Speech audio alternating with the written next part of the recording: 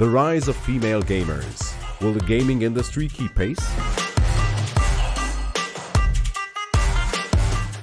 Well, good morning. It's super nice to see so many people being here early in the morning. And I think it's amazing that I have a full stage and panel with amazing women. I'm really looking forward to discuss this topic. And I thought if we should start with a short intro so all of you know the backgrounds of all of us. Please, Olga. My name is Olga Resiga. I'm Chief Business Development Officer at SOFTSWISS. SOFTSWISS is a company which provides software for iGaming industry. Actually, the whole ecosystem, I think we are quite well known in the industry. So it's kind of short intro. My name is Heleen. I'm head of partnerships at Clovio, the company behind the affiliate website Feeling Lucky. And good morning, everyone. I'm Cordelia. I'm the founder and CEO of CMC Consulting, a boutique HR and recruitment consultancy business. Yes, so many great perspectives. And my name is Martina Akerlund. I'm the CEO of a company called CallsU. We do customer acquisition and reactivation. I've been in this industry for 3 years and have a history of 20 years within the banking and finance industry. I've always been passionate about, I think that mixed teams where we are mixing gender, culture, ages, experiences, we make each other better. So I think this is a really relevant topic. More female gamers, can the industry keep up? And please, Cordelia, would you like to start to give your perspective on this topic? Yeah, sure. So I read a really interesting statistic last night that said that in the UK, 47% of gaming audiences are now female. And I feel that ladies in gaming are definitely catching up.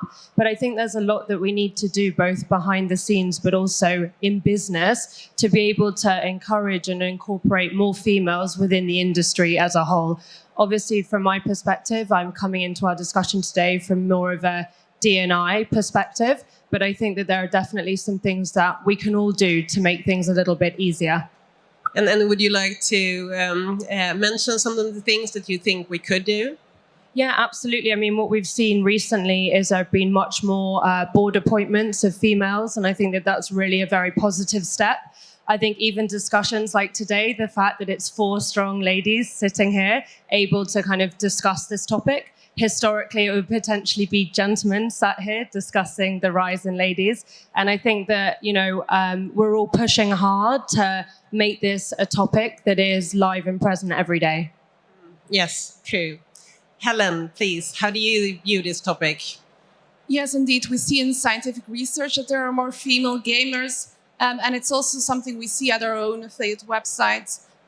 If we compare just this year compared to last, 40% last year were female.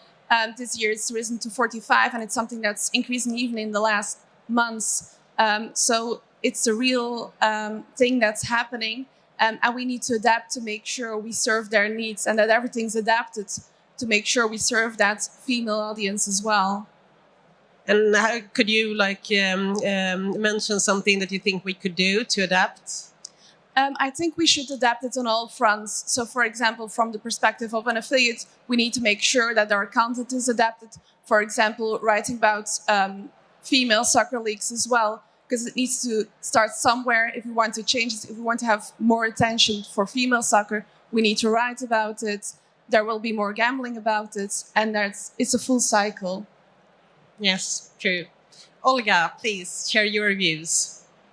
Been actually on the B2B side of the business and having a huge portfolio of iGaming operators. We for sure see the data and communicate the data. So definitely female part of gamers are growing due to several reasons like social acceptance, due to economical reasons, due to actually target marketing. Let's say more. It depends on the region, and it depends on the economical situation for sure. So, for example, in some developing markets, like Brazil, I mean, iGaming markets for sure, like Brazil or, for example, South Africa, the audience is growing. And for example, in Brazil, it takes even more than 50% in some brands we are working with. I'm talking about the female players being engaged.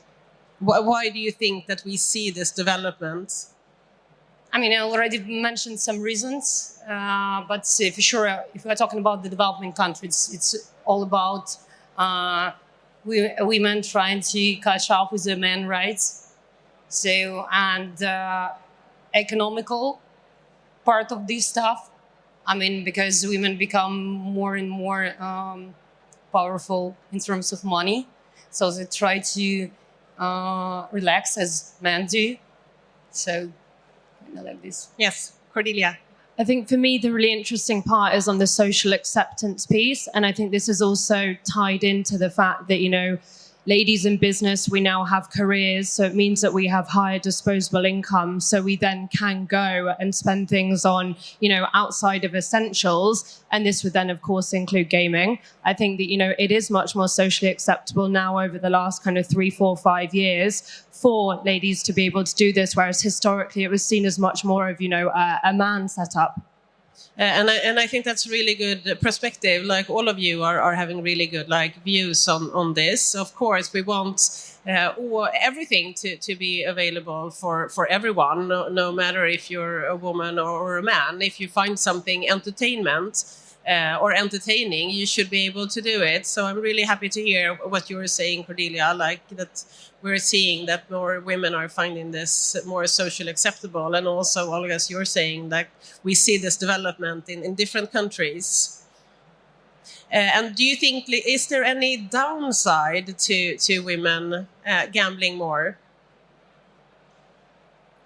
I think there is downside for both men and women, and 100% sure that we should keep an eye on responsible gaming, considering women. I mean, the behavior of the players and so on. Helen? Yeah, we need to make sure that everything can happen in a responsible way. And in that sense, I think it's important to look at the reasons why women gamble. We see in research it's mostly for social reasons, that they can interact with each other. And I think that gives a really opportunity for safer gambling, because then you're talking about it, you're sharing your wins and losses, and it makes it a lot more safe and less hidden away. Cordelia? Yeah, I totally agree with what Heleen just said. I think it's also about looking into the psychology of why women gamble versus men. And I think, as Heleen very rightly mentioned, it's also to do with that social aspect. And so being able to tie that into responsible gaming is really crucial. Yes, and I agree with you. And I think that's comes back to all companies. And no matter what audience you are targeting, you want it to be long-term sustainable and do it in a responsible way. To be able to both build your brand and build your players in with a long-term perspective. Do you think the industry could do more? Could we do this even better? Helen? I think we can definitely do more, and we need to make sure that there's more presence from all kinds of backgrounds in all different areas. So we're talking about content, slots, that everything's adapted to both men and women. And from a content perspective, we also believe that it's a lot better and you'll have a lot better content when you're diverse, when you're coming from different backgrounds, different nationalities, ages, genders. So you have more empathy and each and everyone can give their own perspective. Cordelia? Yeah.